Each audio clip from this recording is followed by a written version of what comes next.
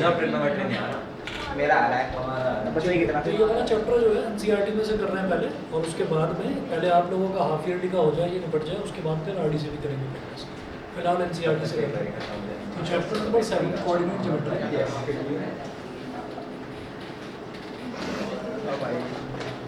भाई साइंस का टॉपिक कैसा गया?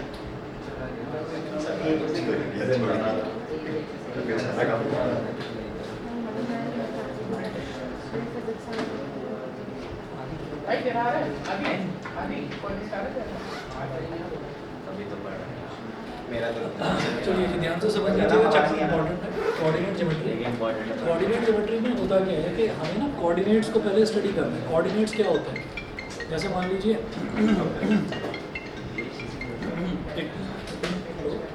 हाँ जी जी नमस्कार, हाँ जी नमस्कार, हाँ जी पहुँच गए। मैं आपको बताता हूँ, जब भी क्लास खत्म हो जाए फिर कॉल करता हूँ। ठीक है ठीक है ओके। तो कोऑर्डिनेट ज्योमेट्री जो है इसमें हमें ये देखना होता है कि जैसे मान लीजिए हमारे पास ये वाई एक्सेस है,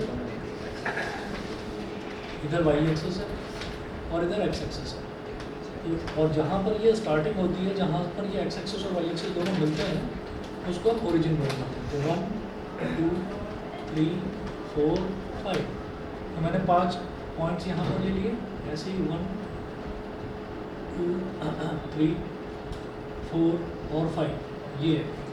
अब मान लीजिए हमसे कोई कहे कि आप दो कोऑर्डिनेट्स आपको दे रखे हैं, एक दे रखा है 2,1 और एक दे रखा है 5,4, मान लीजिए कुछ भी ऐसे दे रखा है, या 5,3 दे रखा है, चलिए कोई बात नहीं। और वो आपसे कहें कि आप इसको प्लॉट करिए तो प्लॉट कैसे करेंगे, जैसे ही एक्स एक्सेस पर ये 2 है और वाई एक्सेस पर 1 है, तो एक्स एक्सेस पर 2 तक पहुँच गए और वाई एक्सेस के पैरेलल एक डॉटेड लाइन ड्रॉ कर दो यहाँ से, वाई एक्सेस के पैरेलल।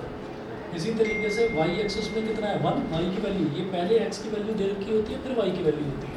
तो एक्स की वैल्यू 2 है, वाई की वैल्यू 1, एक्स में 2 तक पहुँचकर वाई के पैरेलल एक डॉटेड लाइन, वाई में 1 तक पहुँचकर एक्स के पैरेलल एक डॉटेड लाइन, जहाँ पर दोनों मिले ये आपका पॉइंट हो गया 2,1, समझ गए।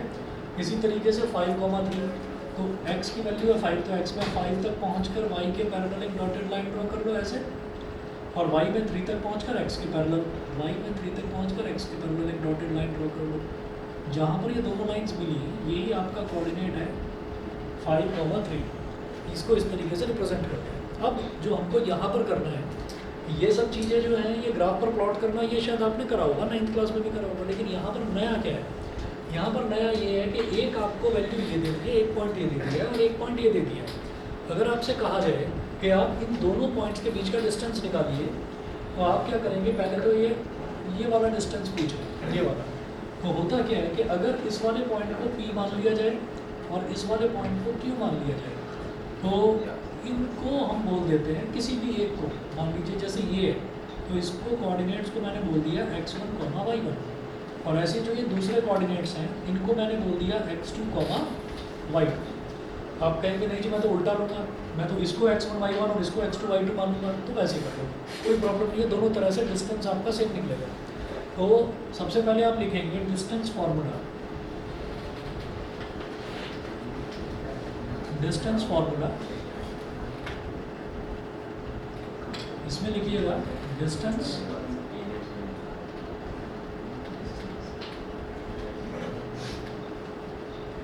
between any two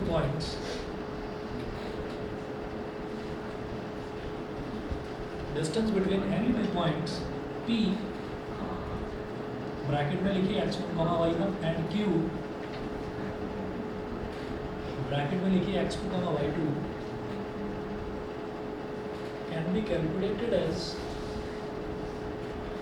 can be calculated as PQ is equal to under root x2 minus x1 का whole square plus y2 minus y1 का होल स्क्वायर। तो अब आप ये देखिएगा कि x2 और x1 क्या क्या हो गया है, जो x वाला कोऑर्डिनेट है उसमें से x वाले कोऑर्डिनेट को सब्ट्रैक्ट कर दो, तो 5 माइनस 2 का होल स्क्वायर,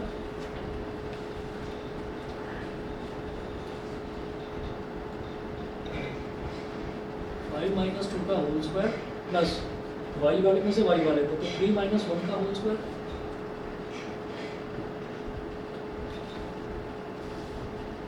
5 माइनस 2 क्या हो गया 3 का स्क्वायर, 3 माइनस 1 क्या हो गया 2 का स्क्वायर, 3 का स्क्वायर 9, 2 का स्क्वायर 4, अंडर रूट 13। तो ये अंडर रूट 13 क्या हो गया, ये P और Q के बीच की लेंथ आ गई। अब आपको अगर कोऑर्डिनेट सेंटीमीटर में दे रखे हैं तो आप लिख देना रूट 13 सेंटीमीटर, मीटर में दे रखे हैं तो मीटर, किलोमीटर में दे रखे हैं तो किलोमीटर, जो आपको दे रखा हो वो लिख दीजिए। अगर कुछ भी नहीं दे रखा तो आप लिख देंगे यूनिट्स। अब एक बच्चा कहता है कि मैं कोऑर्डिनेट्स को उल्टा मानता हूँ, एक ने कहा कि नहीं मैं इसको x1 y1 और इसको x2 y2 मानूंगा, कोई बात नहीं। अगर x1 y1 और x2 y2 उल्टे हो जाएंगे तो क्या हो जाएगा, 5 माइनस 2 करा था तो क्या हो जाएगा 2 माइनस 5 का whole square,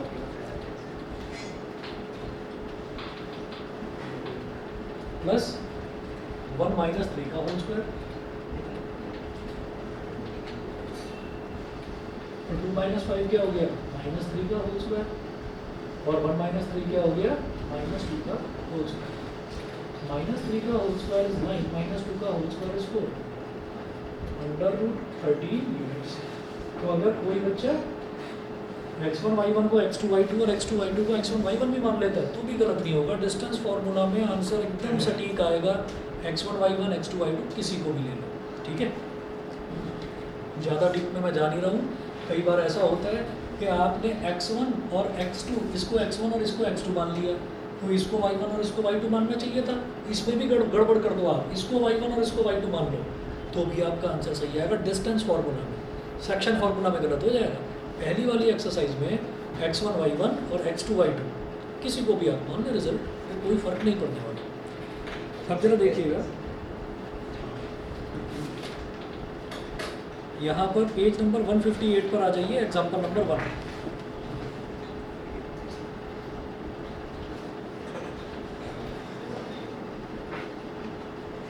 example number 1, example 1 में क्या दे रखा है, to the points 3 2 -2 -3 and 2 3 form a triangle, if so name the type of triangle form. ये तीन साइड्स हमको दे रखी हैं, क्या ये ट्राइंगल बनाती हैं? अगर बनाती हैं तो आप टाइप ऑफ ट्राइंगल बताइए। तो ट्राइंगल बनाने के लिए क्या होगा कि हमको 3 पॉइंट्स दे रखे हैं, ठीक है। अब देखिएगा कहीं पर भी स्पेस में 3 पॉइंट्स दे रखे हों, अगर मान लीजिए वो 3 पॉइंट्स ऐसे हैं, 1 2 और 3 कोलिनियर है, तब तो ट्राइंगल नहीं बनेगा। लेकिन अगर एक पॉइंट ऐसे, एक पॉइंट ऐसे और एक पॉइंट ऐसे है, या कहीं पर भी दे रखा है, तो भाई फिर ट्राइंगल तो बनेगा ही बनेगा, है ना। ट्राइंगल तो बनेगा ही बनेगा। तो इसका मतलब क्या है कि आपको ये बताना है कि ट्राइंगल बन रहा है या नहीं बन रहा है। अब अगर बन रहा है तो कौन सा बन रहा है, तो वो कौन सा बन रहा है कैसे पता चलेगा? 2-4 टाइप के ट्राइंगल है। अगर मान लीजिए आपने ये एक साइड, दूसरी साइड, तीसरी साइड, इनकी लेंथ निकाली, अगर तीनों की लेंथ इक्वल है तो इक्विलेटरल बन गया। अगर 2 लेंथ्स इक्वल है तो आइसोसेलेस बन गया। अगर एक साइड का स्क्वायर दूसरे साइड के स्क्वायर्स के सम के बराबर है तो कौन सा बन गया? Right triangle. क्योंकि ये क्या होता है, पाइथागोरस थ्योरम, कि अगर एक साइड का स्क्वायर दूसरे साइड के, बाकी के दोनों साइड के स्क्वायर्स के सम के बराबर है तो वो आपका राइट ट्राइंगल बन जाएगा। ये 3 ही होते हैं, बस ये 3 ही पूछे जाएंगे। तो जरा एग्जाम्पल नंबर 1 देखिए, इन्होंने आपको 3 पॉइंट्स दे रखे हैं, तो let the 3 points be, let the 3 points be, let the 3 points be. 3 points को, एक को माना P, P को बोलो 3,2, एक को माना Q, Q के कोऑर्डिनेट्स हैं -2, -3, और तीसरे पॉइंट को बोल दीजिए 2,3, आर बोल दो उसको। अब आप क्या करिए, सबसे पहले निकालिए पी क्यू।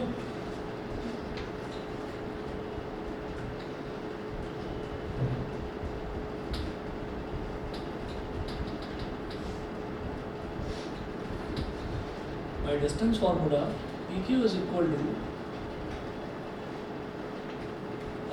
अब बार बार डिस्टेंस फार्मूला लिखने की ज़रूरत नहीं है। अगर मैं पी क्यू बोल रहा हूँ तो इसका मतलब पी के कोऑर्डिनेट्स को मैं मान रहा हूँ x1 y1 और क्यू के कोऑर्डिनेट्स को मैं मान रहा हूँ x2 y2। ठीक है, जल्दबाजी में जो स्टूडेंट से गलती होती है वो बता देता हूँ, बहुत आसान टॉपिक है, लेकिन गलती क्या होती है कि वो इसी में से इसी को सब्ट्रैक्ट कर देते हैं। नहीं, x वाले में से x वाले को ही सब्ट्रैक्ट करना है। तो इसका x क्या है -2 और इसका x क्या है -3, तो -2 में से -3 -2 +3 है बस। हाँ ये +3 है, +3 और -2। हाँ तो इसमें से इसको सब्ट्रैक्ट कर दीजिए, -2 -3 -2 -3 होल स्क्वायर। अब मान लीजिए ये भी -3 होता, मान लो फॉर एग्जांपल ये भी -3 होता, तो -2 -3 तो वो +3 बन जाता, ठीक है ना। तो x2 -x1 तो -2 -3। फिर r की वैल्यूज को हम क्या कंसीडर करेंगे? क्या बोल रहे हो r की आप? वैल्यूज को हम क्या कंसीडर करेंगे? x3 और y3। वो कुछ भी आपको x3 y3 लिखने की ज़रूरत ही नहीं है, आपको तो बस इसके x में से इसके x को सब्ट्रैक्ट कर देना है, स्क्वायर कर देना है, फिर इसके y में से इसके y को सब्ट्रैक्ट कर देना है, स्क्वायर कर देना है, बस तो 3 साइड निकालिए। 3 साइड सर निकाल पहले सब पी क्यू स्क्वायर निकाल, कर देना। -2 -3 का होल स्क्वायर प्लस -3 -2 का होल स्क्वायर। सर वो चीज़ ये करने के बाद डिस्टेंस फार्मूला, दोबारा बोलो क्या? सर इस r का मतलब डिस्टेंस फार्मूला करने के बाद करना है सब दैट मस्ट। अब देखिए -2 पहले मैं पी क्यू की लेंथ निकाल रहा हूँ, तो -2 -3 कितना हो गया? -5 -5 का स्क्वायर -3 -2 अगेन -5 तो -5 का स्क्वायर। हाँ जी कितना हो गया? 25 + 25 कितना हो गया बोलो? √50। छोड़ दीजिए इतना, मैं इसको सिंप्लीफाई नहीं करना चाहता, इतना ही छोड़ दो बस। ठीक है, उसके बाद देखिएगा QR, तो अब x1 y1 ये हो गया और x2 y2 ये हो गया, तो 2 - -2 का होल स्क्वायर बोलो, 2 - -2 का होल स्क्वायर प्लस 3 - -3 का होल स्क्वायर, 3 - -3 का होल स्क्वायर। तो 2 - -2 मतलब 2 + 2, 2 + 2 मतलब 4, सीधा लिखो 4 का स्क्वायर प्लस 3 - यानी कि 3 + 3, 3 + 3 मतलब 6, तो 6 का स्क्वायर, सीधा लिखिए 6 स्क्वायर। 4 का स्क्वायर is 16, 6 का स्क्वायर is 36, 36 + 16 कितना हो गया बोलो? √52। ठीक है, √52। तो भैया ना तो ये आपका पहली चीज़ तो ये इक्विलेटरल तो है नहीं, इक्विलेटरल में तो तीनों साइड्स इक्वल आती, और ये वाली साइड √50 आ रही है, ये वाली साइड √52 आ रही है, तो इक्विलेटरल तो नहीं है। अब देखते हैं अगला। अगला निकालो, PQ निकाल लिया, QR निकाल लिया, अब P और R, अब P और R निकाल लो। तो PR जब निकालेंगे तो अब ये मेरे लिए x1 y1 हो गया और ये x2 y2 हो गया, तो 2 - 3 का होल स्क्वायर प्लस 3 - 2 का होल स्क्वायर, तो 2 - 3 is -1 का स्क्वायर, 3 - 2 is +1 का स्क्वायर, -1 का स्क्वायर is 1, +1 का स्क्वायर is 1, 1 + 1 2 का आइसोसेलेस भी नहीं है, इक्विलेटरल भी नहीं है, राइट ट्रायंगल तो नहीं है, देखना जरा राइट ट्रायंगल है? अरे है तो सही भाई। √50 का स्क्वायर क्या हो गया? 50, 2 का स्क्वायर क्या हो गया? √2 का 2, 50 + 2 52, और √52 का स्क्वायर 52, वो तो गया। तो आप ये कहेंगे यहाँ पर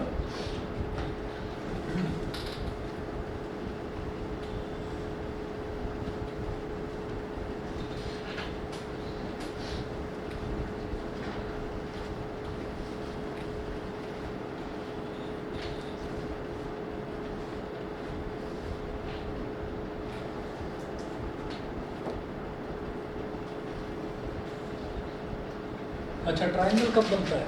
ट्रायंगल बनने का एक रूल होता है कि जैसे 3 साइड्स हैं, तो तीनों साइड में से कोई 2 साइड आप ले लीजिए और उन 2 साइड्स का सम अगर तीसरी साइड से बड़ा आ रहा है, कोई भी 2 साइड ले लो, उन 2 साइड्स का सम अगर तीसरी साइड की लेंथ से बड़ा आ रहा है तो ट्रायंगल बनेगा। आप ये देखिए, ये √50 है और ये √52 है, ठीक है। तो √50 इसके आसपास का कोई परफेक्ट स्क्वायर ढूंढो, 49 भाई, 50 के आसपास का परफेक्ट स्क्वायर 49, तो 49 होता तो सीधा वैल्यू 7 आ जाती, कि अप्रॉक्सीमेटली इसको मैं क्या बोल दूंगा 7.1 अप्रॉक्सीमेटली, ठीक है।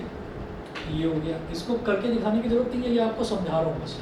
ऐसे ही रूट 52 है, तो ये क्या है, ये थोड़ा सा और बड़ा हो गया, तो इसको अप्रॉक्सीमेटली बोल दो 7.3, ठीक है। और ये रूट 2 है, root 2 1.1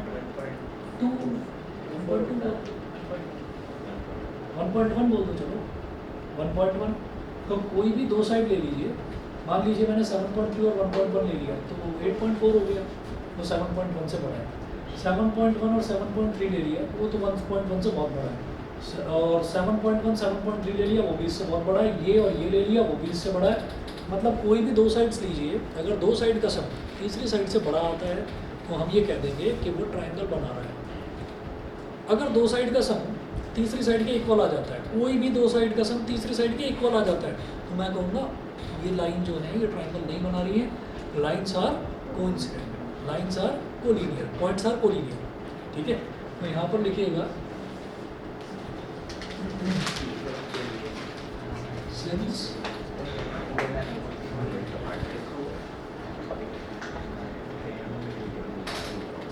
the sum of two sides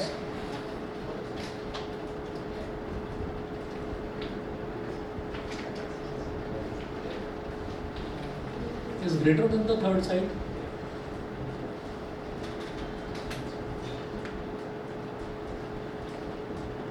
so P, Q and R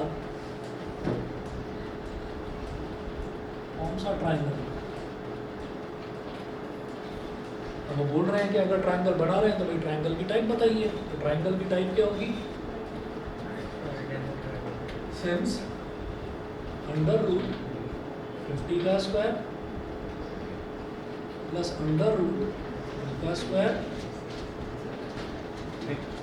is equal to under root 52 का स्क्वायर। तो अंडर रूट 50 क्या हो गया यहाँ पर, P Q,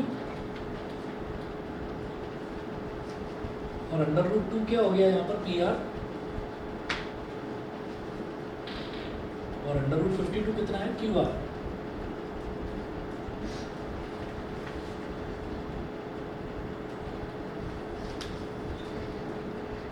That is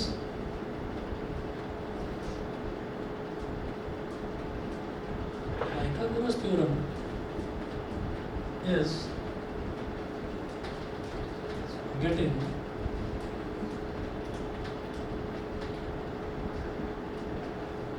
satisfied here. So it is a right triangle, बता दीजिए right angled at 90 degree का एंगल कहाँ बनेगा, पी क्यू और आर में से किस पर बनेगा 90 डिग्री का एंगल, सर पी में रहेगा, क्यों, सर क्यू और हाइपोटेन्यूज आपकी वो छोड़ो, बेस में परपेंडिकुलर में कॉमन क्या है, पी। पी है, तो अगर यार हाइपोटेन्यूज के अपोजिट बनेगा, हाइपोटेन्यूज क्यू आर है, तो क्यू आर के अपोजिट क्या बचा, पी ही तो बचा, तो पी पर बनेगा राइट ट्रायंगल। समझ गए, right angle at P. Online वाले बच्चे बता दें क्लियर है कि नहीं, ठीक है, ठीक है। याद रखना है कि अगर दो साइड्स का सम, कोई भी दो साइड्स का सम तीसरी साइड से ज़्यादा है तो ट्रायंगल बनेगा। पहला पॉइंट ये, और दूसरा पॉइंट ये कि ट्रायंगल केवल तीन ही तरीके के हमको देखने हैं। एक तो आइसोसेलेस ट्रायंगल, अगर कोई दो साइड्स की लेंथ इक्वल आ गई तो आइसोसेलेस हो गया, और या फिर इक्विलेटरल, इक्विलेटरल मतलब तीनों साइड्स इक्वल, और या फिर आपका ये राइट ट्रायंगल। उसके बाद अगला देखते हैं, एग्जाम्पल नंबर 2। सर अगर क्वेश्चन में मेंशन ना किया हो ट्रायंगल का देखना तो भी मेंशन करें, अगर मेंशन नहीं करा है कि कौन सा ट्रायंगल है तो बताना ही नहीं, मतलब फिर तो आपको यहीं तक आपका क्वेश्चन खत्म है कि yes it forms a triangle, क्योंकि दो साइड्स का सम तीसरी साइड से ज़्यादा है तो ट्रायंगल बना रहे हैं। Example 2 show that the points 1, 7, 4, 2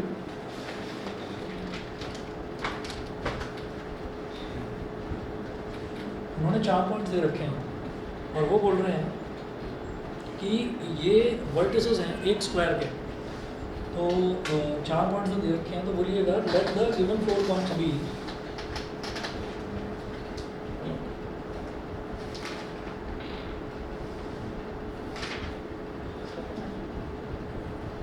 let the given 4 points be A, तो 1,7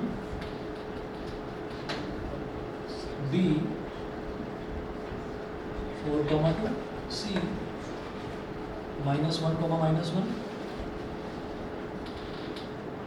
and D -4, +4।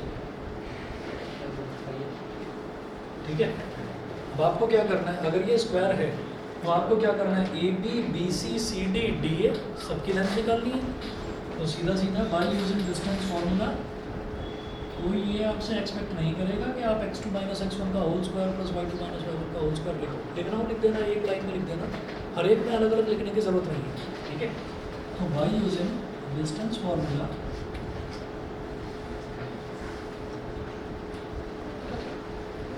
A B is equal to, अब x1 y1 ये हो गया और x2 y2 ये हो गया, तो 4 - 1 का होल स्क्वायर मतलब x2 - x1 का होल स्क्वायर, 4 - 1 का होल स्क्वायर, 2 - 7 का होल स्क्वायर।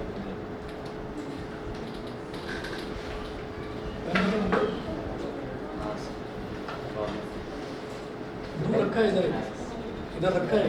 सर हमें सर अच्छा, PQ QR और तभी ऐसे AB BC और CD नहीं खत्म A B B C C D और डी ए, चार लिख लेंगे। ए बी एक हो गया, B C 2, C D 3, D A 4, क्योंकि अब ये प्रूव करना है कि ये स्क्वायर बना है, तो स्क्वायर की 4 साइड्स हो। चलिए जी, तो 4 - 1 का होल स्क्वायर सीधा सीधा कर रहा हूँ, 4 - 1 3, 3 का स्क्वायर इज 9, 2 - 7 इज -5, -5 का स्क्वायर इज 25, 9 + 25 इज 34, √34 ये हो गया। इसी तरह से BC निकालिए। BC में देखिए ये x1 y1 हो गया, ये x2 y2, तो -1 - 4 का होल स्क्वायर, -1 - 4 का होल स्क्वायर। ऑनलाइन वालों को दिखाई दे रहा है बेटा, बताइए। ठीक है, -1 - 4 का होल स्क्वायर प्लस -1 - 2 का होल स्क्वायर, -1 - 2 का होल स्क्वायर। अब इसको डायरेक्टली कर रहा हूँ, -1 - 4 कितना हो गया, -5, और -5 का स्क्वायर भी 25 ही होता है, 25 प्लस -1 - 2 कितना हो गया, -3, और -3 का स्क्वायर इज 9, ये हो गया √34।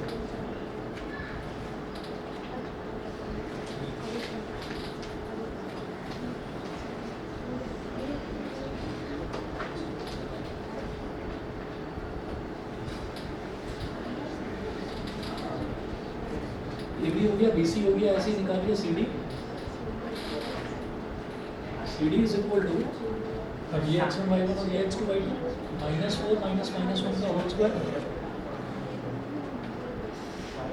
-4 - -1 का whole square plus x2 - x1 का होल स्क्वायर हो गया, प्लस y2 - y1 का होल स्क्वायर।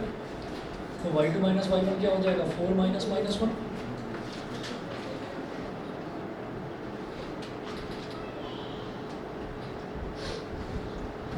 -1 क्या हो जाएगा, -4 + 1, -4 + 1 इज -3, -3 का स्क्वायर इज 9।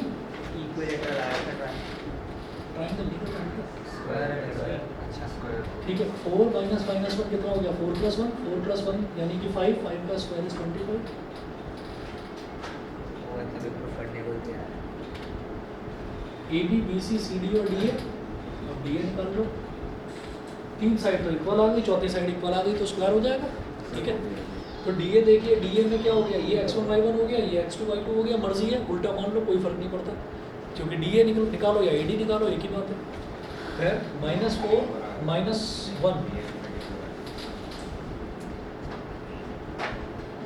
-4 - 1 का होल स्क्वायर प्लस 4 - 7 का होल स्क्वायर,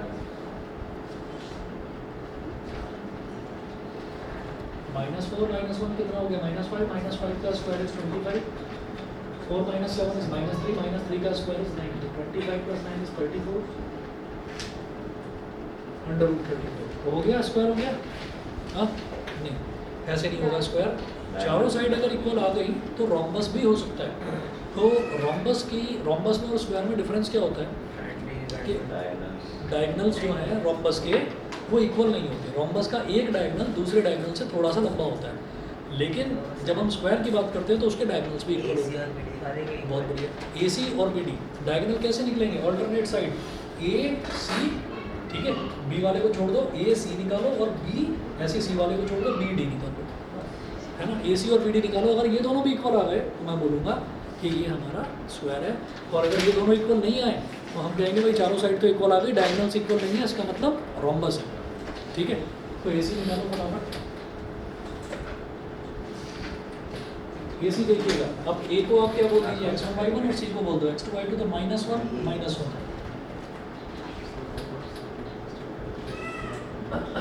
-1 का होल स्क्वायर प्लस -1 -7 का होल स्क्वायर, -1 -7 का होल स्क्वायर। तो -1 -1 कितना हो गया? -2 -2 का स्क्वायर कितना हो गया? 4। -1 -7 -8 का स्क्वायर 64, 64 प्लस 4 68, ठीक है। ऐसे ही निकाल दो बी डी। बी डी निकालिए तो ये x1 y1 हो गया और ये x2 y2 हो गया, तो -4 का होल स्क्वायर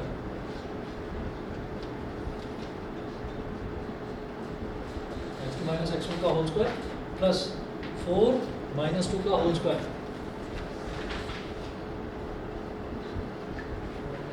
-4 -4 is -8, -8 का स्क्वायर is 64, 4 -2 is 2, 2 का square is 4, 64 plus 4 is 68, under 68 पे यहाँ लिखिएगा, since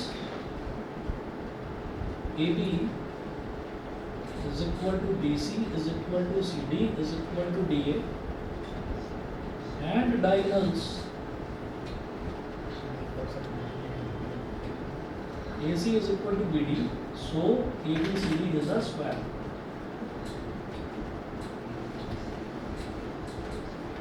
ठीक है, यही हमको प्रूव करना था इसमें।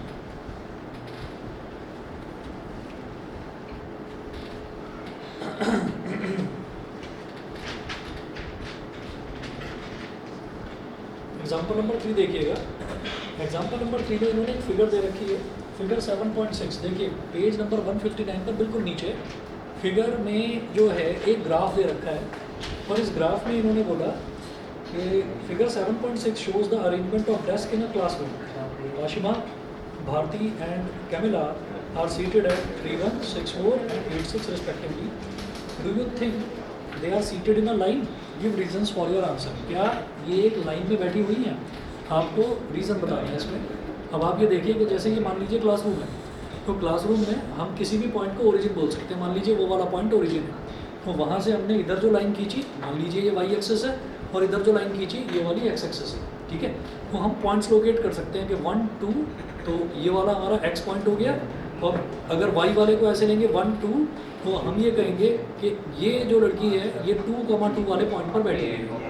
अब उसी तरीके से हम ये कहेंगे कि ये एक्स एक्सेस है, अगर मान लीजिए ये एक्स एक्सेस है तो 1 2 3 थर्ड रो है, और ऐसी कॉलम देखिए 1 2 3 4 5 6, तो 6th चेयर पर ये बैठा हुआ है, तो ये 6 वाला पॉइंट हो गया, तो 3,6 इसका कोऑर्डिनेट हो गया। तो ये इस तरीके से कोऑर्डिनेट दे रखा है। तो इन्होंने क्या करा कि इन्होंने एक टेबल वो बनाकर दे रखा है ग्राफ, तो उस ग्राफ के हिसाब से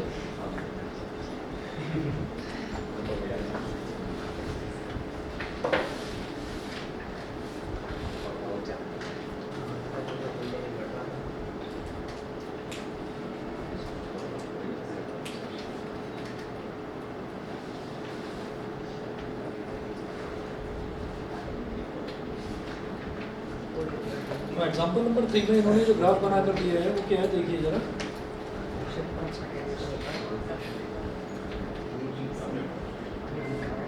जीरो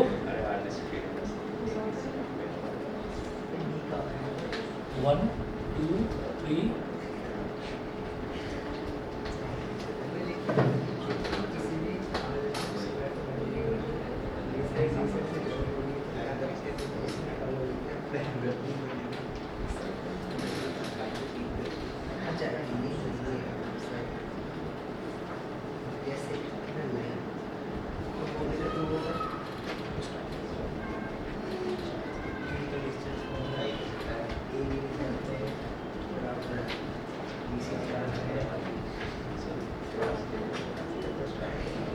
जो भी छात्र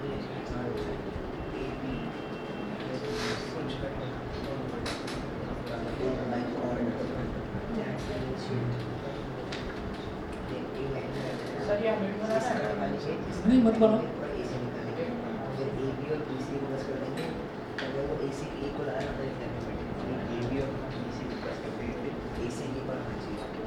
जीरो 1 2 3 4 5 6 7 9 10 1 2 3 4 5 6 7 8 ये देखो। अब इसके बाद देखिएगा इन्होंने दिया कि जो ऑशिमा है वो है एक्स एक्सिस पर अगर आप देखें तो 3 और 1 उन्होंने बोला कि वो यहाँ पर इस जगह बैठे हुए हैं। ऐसे ही उन्होंने भारतीय के कोऑर्डिनेट्स दिए हैं। अरे चुप हो जाओ भाई। भारतीय के कोऑर्डिनेट्स हैं 6, 4 6, 4 1 2 3 4। तो यहाँ पर भारतीय की सीटें, इधर आशिमा, इधर भारतीय, और फिर कनाडा की सीटें उन्होंने दी है 8 6 1 2 3 4 5 6। तो वो बोल रहे हैं do you think they are seated in a line, give reasons for your answer. तो आपको क्या करना है, ए बी और बी सी ये निकालना है और ए सी तीनों निकाल लेना। हाँ एक्चुअली वो होता तो है पर एरिया ऑफ ट्रायंगल है नहीं सिलेबस में, तो इस वजह से मैं सोच रहा हूँ कि उसको रहने दें। बहुत आसान तरीका होता है एरिया ऑफ ट्रायंगल, पता नहीं क्यों इन्होंने सोच समझकर आसान वाले टॉपिक्स हटाए हैं। एरिया ऑफ ट्रायंगल बड़ा आसान होता है, तो ये जिस मेथड से हम करेंगे ये थोड़ा लंबा पड़ता है, और एरिया ऑफ ट्रायंगल आप समझ लीजिए 1 मिनट में हो जाएगा, इसमें 2 मिनट लगेंगे। खैर रहने देना है ना, नहीं है सिलेबस में तो रहने देना, ठीक है। चलिए तो ए बी निकाल लो पहले।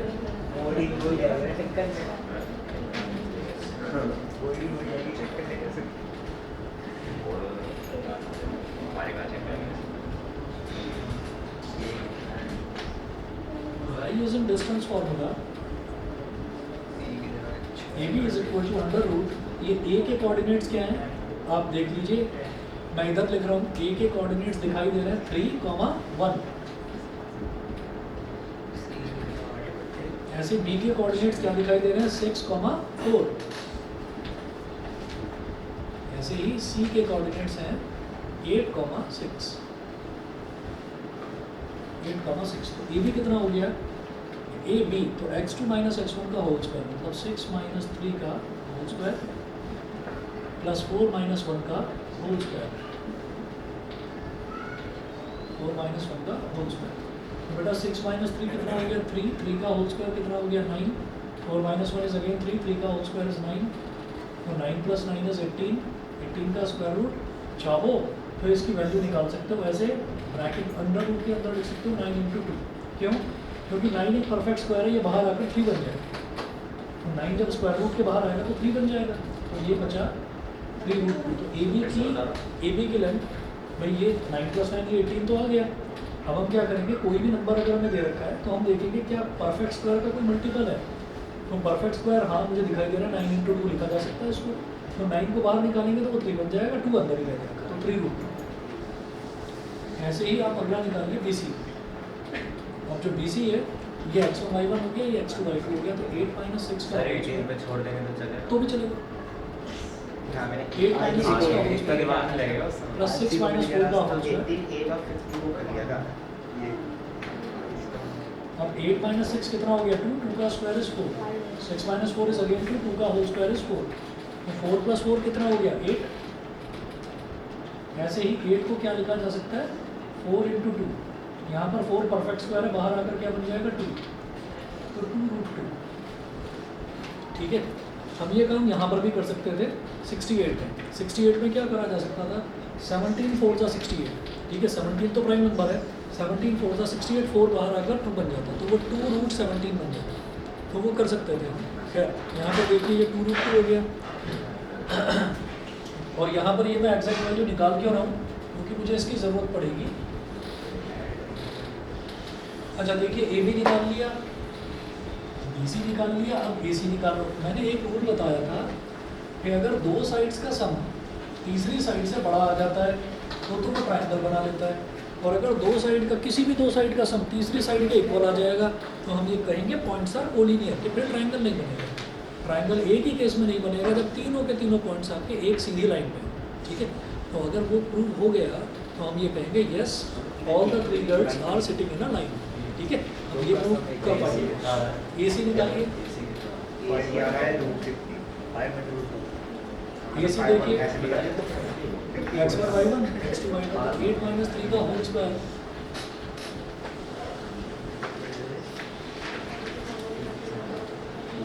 प्लस 6 - 1 का whole square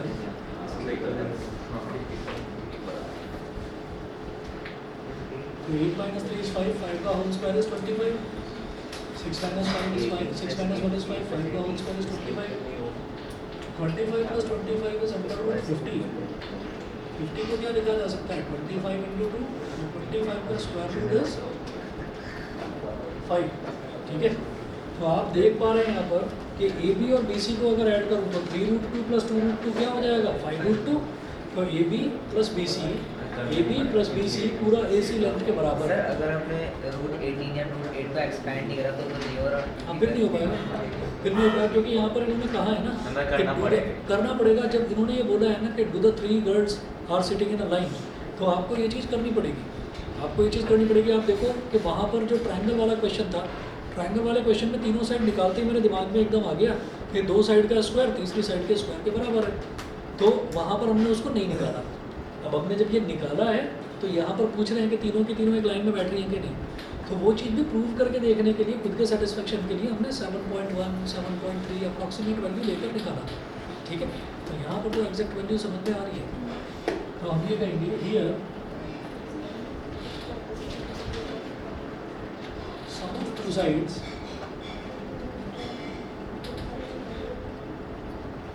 is equal to the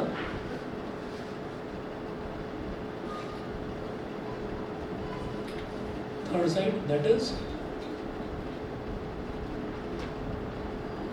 AB plus BC is equal to AC. So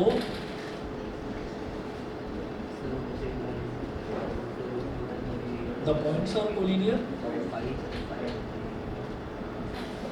that is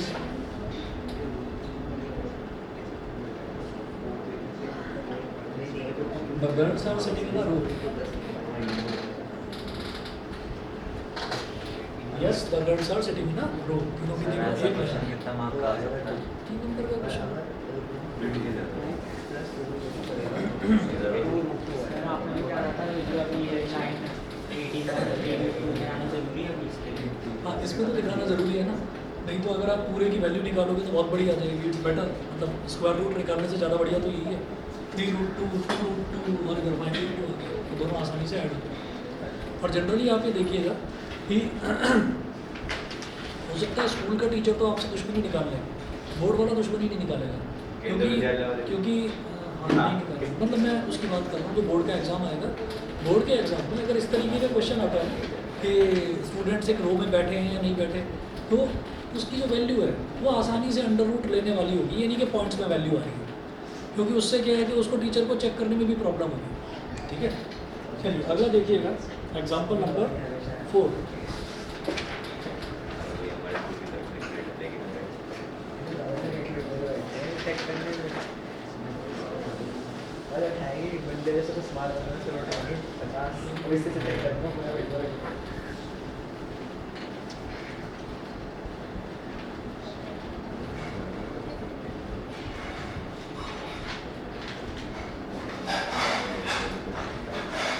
example number 4 देखिएगा। सर यहाँ पे रो की जगह लाइन लिखना सही रहेगा।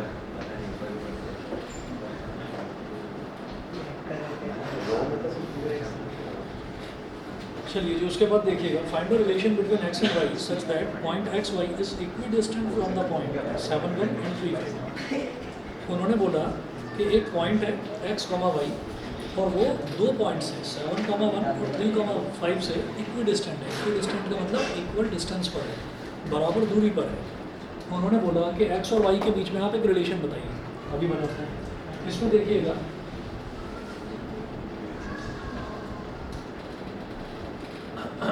let the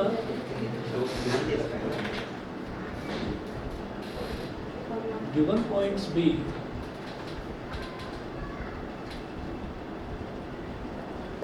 P x y, एक पॉइंट तो दे रखा है एक्स वाई, और दूसरा दे रखा है 7 1 और 3 5, इसको बोलो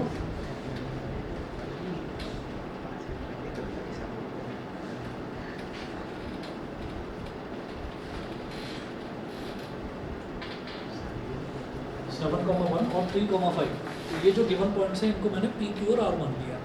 अब उन्होंने बोला कि ये वाला जो पॉइंट है पी, ये क्यू से और आर से इक्वल डिस्टेंस पर है, बराबर दूरी पर है। तो इधर बना लीजिए क्यू, ऐसे ही दिखाने के लिए इधर बना लीजिए आर। तो क्यू हो गया 7,1 और आर हो गया 3,5। ऐसे इधर पॉइंट पी हो गया एक्स कमा वाई। पी से क्यू को ज्वाइन करो, ऐसे पी से आर को ज्वाइन करो। तो ये पी क्यू और पी आर ये दोनों इक्वल दे रखे हैं। ये दोनों इक्वल हो तो आप एक्स और वाई में रिलेशन निकालो।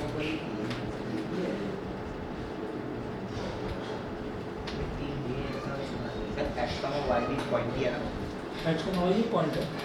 तो इसमें क्या करेंगे हम, जब पी क्यू निकालेंगे तो ये तो हो गया x1 y1 और ये हो गया x2 y2, तो 7 माइनस एक्स का whole square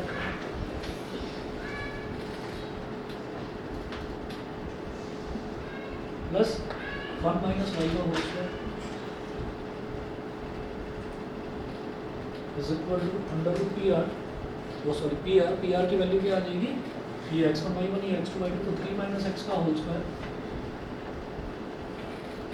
plus 5 minus Y का होल स्क्वायर। अब आप देख रहे हैं कि स्क्वायर रूट इक्वालिटी साइन के इस तरफ भी स्क्वायर रूट है और इस तरफ भी स्क्वायर रूट है, तो क्या करिए दोनों तरफ स्क्वायरिंग कर दो। इन्होंने ये बोला ना कि यहाँ पर पॉइंट पी ये क्यू से और आर से इक्वल डिस्टेंट है। इक्वल डिस्टेंट मतलब इक्वल डिस्टेंस पर है। तो एक लाइन ये बना दी पी क्यू, एक लाइन ये बना दी पी आर, ये दोनों के दोनों इक्वल दे रखे हैं। पी क्यू और पी आर दोनों इक्वल हैं, तो पी क्यू की length will be equal to P R की लेंथ डिस्टेंस फार्मूला से। ये कर दिया, हमें कोई वैल्यू नहीं निकालनी है यहाँ पर। वो बोल रहे हैं एक्स और वाई में रिलेशन निकालना, अभी आ जाएगा। यहाँ पर लिखिए स्क्वायर रूट एक्स। समझ में आ गया सबको, क्लियर है? नहीं समझे? उन्होंने क्या बोला है कि यहाँ पर एग्जाम्पल नंबर 4 देखिएगा, find the relation between x and y such that the point x y, मुझे एक्स और वाई में रिलेशन निकालना है, such that this point x y is equidistant from 7 1 and 3 5। Equidistant का मतलब है equal distance पर है। ये जो एक्स वाई पॉइंट है ये क्यू से कितना डिस्टेंस पर है, यानी कि पी क्यू की जो लेंथ आएगी उतनी ही पी आर की लेंथ आनी चाहिए। तो मैंने ऐसे ही स्पेस में ऐसे ही मैंने प्लेट पर दिखा दिया कि इधर पी है, इधर क्यू है, इधर आर है, ठीक। तो पी क्यू की लेंथ निकालनी कैसे निकालेंगे, 7 माइनस एक्स का whole square plus 1 minus Y का होल स्क्वायर, डिस्टेंस फार्मूला। ऐसे ही पी आर की लेंथ 3 माइनस एक्स का whole square plus 5 minus Y का होल स्क्वायर, ये हो गया। तो दोनों लेंथ इक्वल हमने रख दिया, ठीक। अब क्या करेंगे, इधर भी स्क्वायर रूट है और इधर भी स्क्वायर रूट है। स्क्वायर रूट मुझे फालतू में परेशान कर रहा है, स्क्वायरिंग कर दो दोनों तरफ, ठीक है। जब दोनों तरफ इक्वालिटी के इस तरफ भी पूरा स्क्वायर रूट है, इधर भी पूरा स्क्वायर रूट है, तो स्क्वायरिंग करो, खत्म हो जाएगा। लिखिएगा स्क्वायरिंग बोथ साइड्स।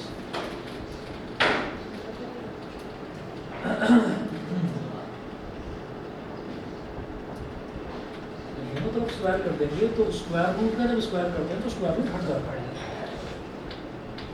तो ये बन गया 7 माइनस एक्स का whole square plus 1 minus Y का whole square is equal to 3 minus x का whole square plus 5 minus Y का होल स्क्वायर। तो ये a माइनस बी का होल स्क्वायर है, तो इसको एक्सपेंड करेंगे a का स्क्वायर प्लस b का स्क्वायर माइनस 2ab, ऐसे 1 का स्क्वायर प्लस y का स्क्वायर माइनस 1 इंटू y हो गया, ठीक है। मैंने अभी लेफ्ट हैंड साइड हुआ, अब राइट हैंड साइड, तो 3 का स्क्वायर प्लस x का square minus 2 into 3 into x, ऐसे ही प्लस का स्क्वायर प्लस y का square minus 2 into 5 into y। तो बेटा लेफ्ट हैंड साइड में भी एक्स स्क्वायर आ रहा है प्लस का एक्स स्क्वायर, और राइट हैंड साइड में भी प्लस का एक्स स्क्वायर कैंसिल आउट हो जाएगा, ठीक है। लेफ्ट हैंड साइड में भी प्लस का वाई स्क्वायर और राइट हैंड साइड में भी प्लस का वाई स्क्वायर, ये भी कैंसिल आउट हो जाएगा। और कोई कॉमन टर्म है नहीं, और कोई कॉमन टर्म नहीं है, तो और इसको सिंप्लीफाई करेंगे।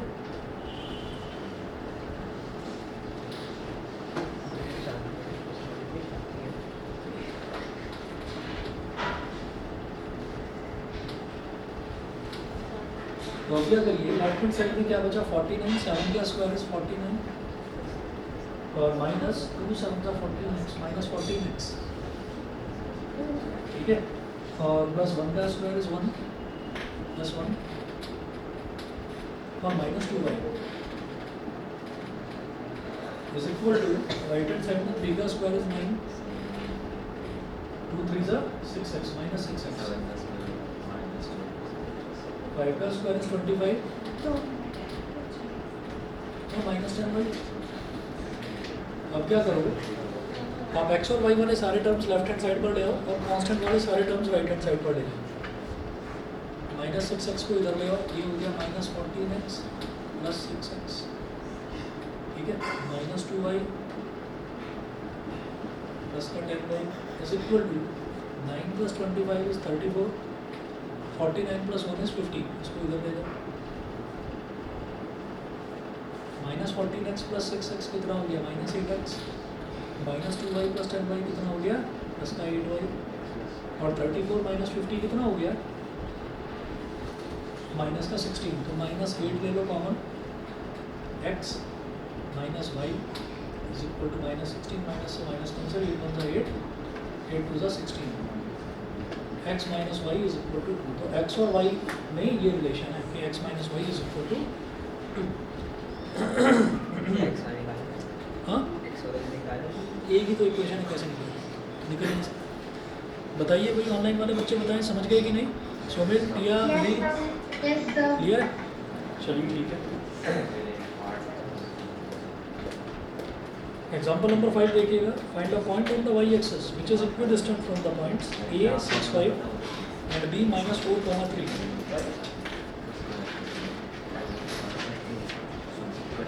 अच्छा, y एक्सिस पर जब भी कभी कोई पॉइंट होता है, y एक्सिस पर कोई भी पॉइंट है तो वहाँ पर x की वैल्यू 0 होगी, और अगर x एक्सिस पर कोई पॉइंट है तो वहाँ पर y की वैल्यू 0 होगी, नहीं समझे? अगर y एक्सिस पर कोई भी पॉइंट है तो वहाँ पर x की वैल्यू 0 होगी, x कोऑर्डिनेट 0 होगा y एक्सिस पर, और अगर x एक्सिस पर कोई पॉइंट है तो वहाँ पर y कोऑर्डिनेट 0 होगा, ठीक है। तो इस क्वेश्चन में बस एक यही छोटी सी ट्रिक है, देखिए, find a point on y axis. उन्होंने पूछा find a point on y axis, तो लिखिएगा let the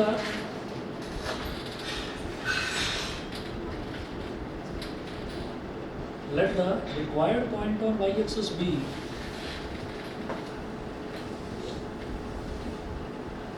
let the required point on y axis be, इसको p बोलते हैं,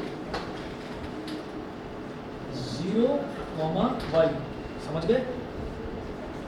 Let the required point on y axis be 0, y। उसका reason क्या है? क्योंकि y एक्सिस पर है वो पॉइंट जो हमको चाहिए, तो y एक्सिस पर अगर कोई पॉइंट है तो उस पर x कोऑर्डिनेट कितना हो जाएगा 0 हो जाएगा, ठीक है। Let the required point on y axis be 0, y, and वो बोल रहे हैं which is equidistant from the point 6 5 and b -4, 3।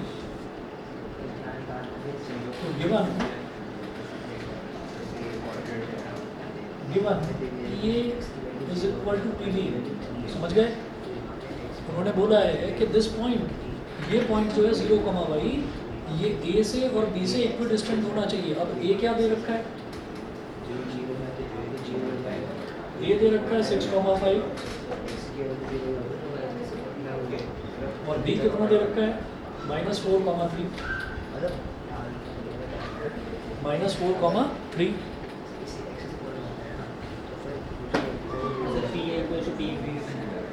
हाँ, ये दे रखा है कि इस तरह से होना चाहिए। उन्होंने बोला है कि पॉइंट की फाइंड आउट करें such that p is equidistant from a and b। ये इज इक्वल टू pb, लगाइए फॉर्मूला 6 - 0 का होल स्क्वायर प्लस 5 - y का होल स्क्वायर, इसका square root is equal to pb, तो -4 - 0 का होल स्क्वायर प्लस 3 - y का whole square, समझ गए? ठीक है, P is equal to P B, ठीक है। तो डिस्टेंस फॉर्मूला लगा दिया, यहाँ पर भी वही काम करिए, squaring both sides.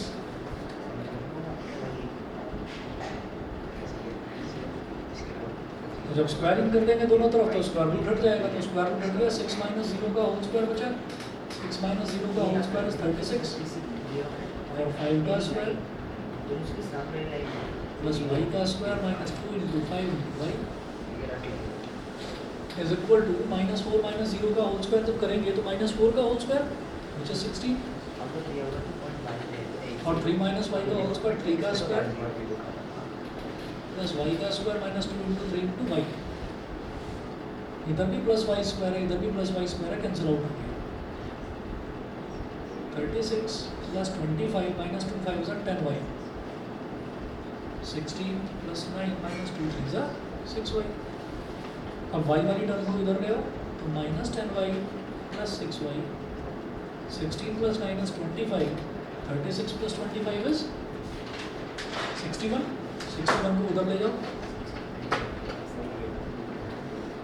Minus 10y plus 6y कितना हो गया minus 4y 25 minus 61 11 minus 5 is 6 और 5 minus 2 is 3 with a minus sign minus minus cancel 4 9s are 36 y is equal to 9 so x तो निकालने की जरूरत ही नहीं है, रिक्वायर्ड पॉइंट क्या है 0, y the required point will be